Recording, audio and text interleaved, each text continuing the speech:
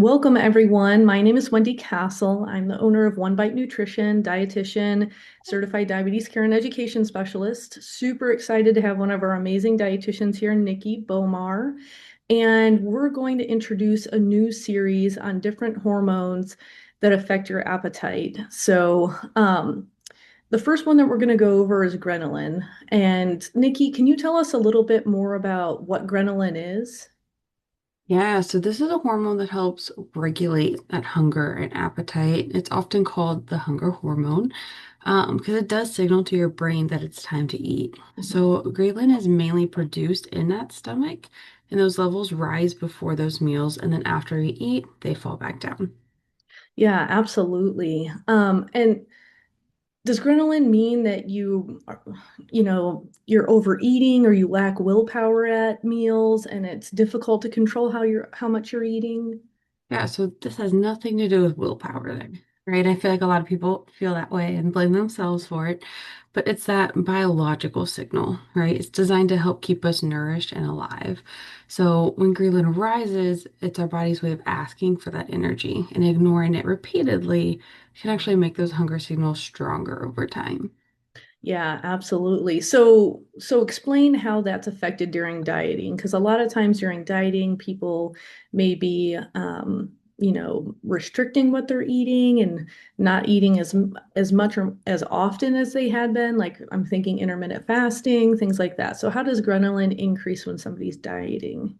Yeah, so when we're dieting, we're likely eating less than our body actually needs, right? So this ghrelin increases to protect us from starvation. Again, that biological response is what's working there. So it's survival, it's not a failure, right? It's a survival response. It's also why those restrictive diets also lead to that intense hunger and then usually cravings, especially later on in the day. Absolutely, absolutely. I literally just got off the phone with a patient that was struggling with, overeating at lunch and then struggling with supper. And it's hard when you don't have that consistency. These hormones start to play a role. Mhm. So what does ghrelin affect aside from hunger? Is it influencing anything else in somebody's life? Yeah, so right, we have things like meal timing, food motivation, any pleasure we get from food, Mhm. um, our growth hormones, like how those release, that's actually affected by ghrelin as well, our sleep rhythms, and our stress responses. So there's a lot bigger system responses going on than just appetite. Absolutely. Hormones run the show, and a lot of times we think it's just one thing it's correlating with, but it's usually a series of things. Mhm. Um, so why are some people hungry again after so soon after eating? Like maybe they're hungry an hour and a half, 2 hours after eating.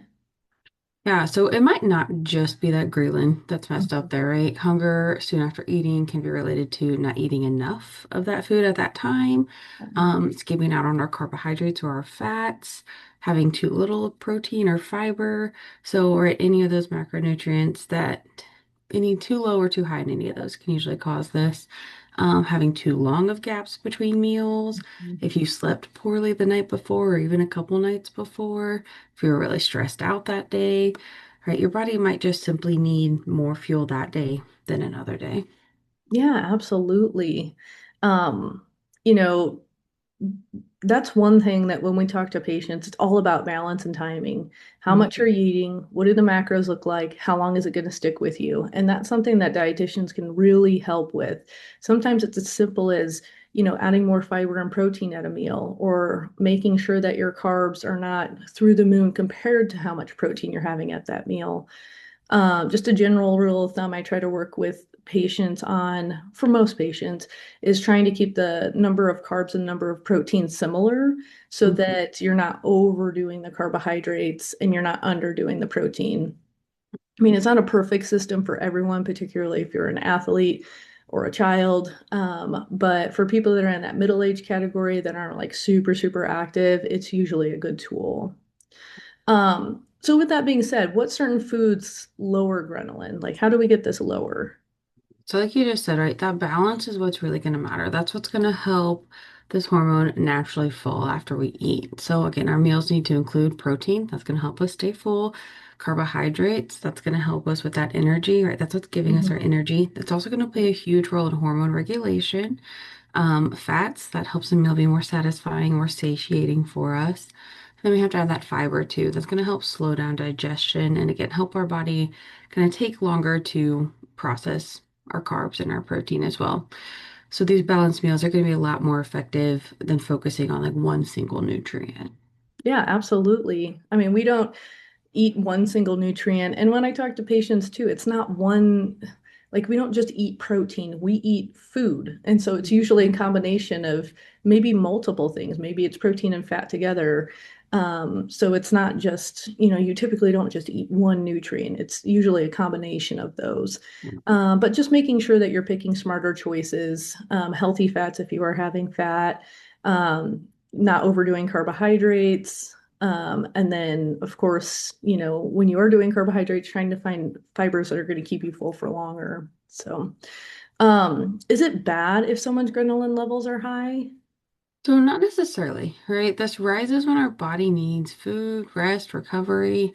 So a lot of things could be happening. So long-term chronic high adrenaline can cause or can be caused by undereating, poor sleep, high stress, maybe I'm over exercising. Mhm. So, right, our solution here isn't appetite suppression, right? We have to figure out what is my body needing more consistently, right? That's going to be our solution to maybe I'm hungry all the time, no matter what I do. We've got to figure out what need isn't being met. Yeah, absolutely. I know there's a lot of college students that, are studying late into the day and they're not getting enough sleep and then they're having to snack at night and their sleep patterns are just thrown off and that can really affect their appetite. Um, so yeah, just kind of looking at the day as a whole and trying to figure out where that's being affected. Can you go a little bit more into how sleep affects ghrelin?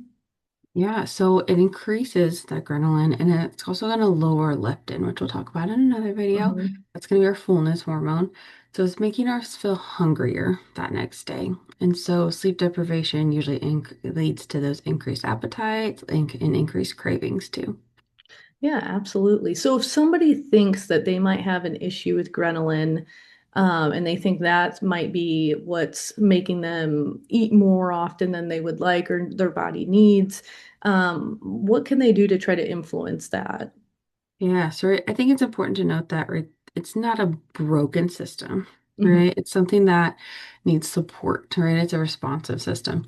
So we need to do things like eating regularly, getting enough total calories throughout the day, and a lot of times spread out throughout the day enough, mhm. sleeping adequately, managing our stress, and then of course, like we said, that balance of all of our macronutrients. So we want our body to feel safe and fueled.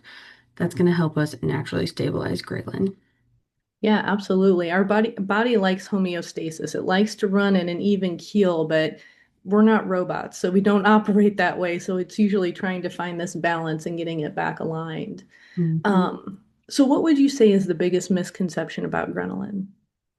Probably that it's the enemy, Mhm, right? We're like, oh, it makes me hungry, like I just can't control it. Right? But it's not trying to like sabotage your process or your progress or your nutrition journey, right? It's mhm. trying to keep you alive, right? If it's being louder, there's a reason it's being louder. Absolutely. So learning how to respond to it instead of fighting it, right? We can lead to better energy, better mood, or better relationship with food. And getting to our nutrition goals is going to be a lot easier when we're not fighting these hormones. Absolutely. Yeah.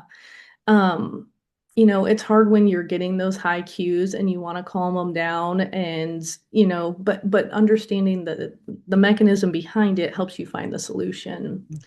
Mhm. So if you had to give people one last tip about what they should remember about ghrelin, what would it be?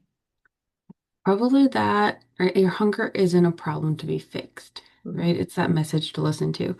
So just like we keep talking about, our body's trying to communicate with us and honoring it is part of a good nutrition, not lack of self-discipline, right? So something I always tell my patients is, okay, if you're just really hungry that day, right? Those signals are just constantly coming on. It's frustrating, like you said, it's really frustrating. No matter what you eat, I can't get full.